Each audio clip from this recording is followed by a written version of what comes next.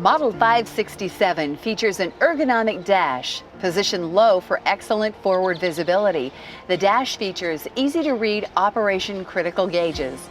The switches are intuitively grouped and organized with all essential controls well within reach. Your instrument panel may not look exactly like the one in this video. We'll show you the most common features and controls available. On the left-hand side of the steering wheel is the ignition and headlight switches. On the left-hand side of the horn pad are the controls for music. On the right-hand side of the horn pad are the cruise control switches. Just to the right of the steering column is the menu control switch, trailer handbrake, trailer park brake, air conditioner controls, and the radio. This switch overrides the normal operation of the daytime running light, or DRL system.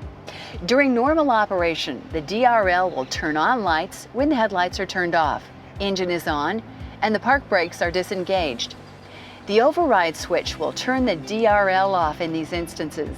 If the headlight switch is on, the DRL system is overridden and the headlights operate normally.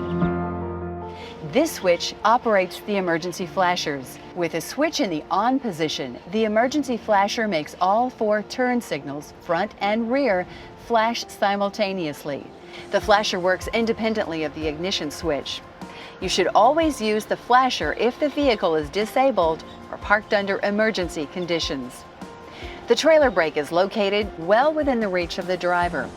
It's engineered to give you superior control of the application, whether stationary or moving. It's simple to use. Either squeeze or hold the end, and it will self-return when it's no longer needed. The air conditioning system auto feature provides complete cab climate control without driver interaction. Follow these steps to activate the auto mode. Turn on the HVAC by rotating fan speed control clockwise. To engage automatic mode, press the auto button.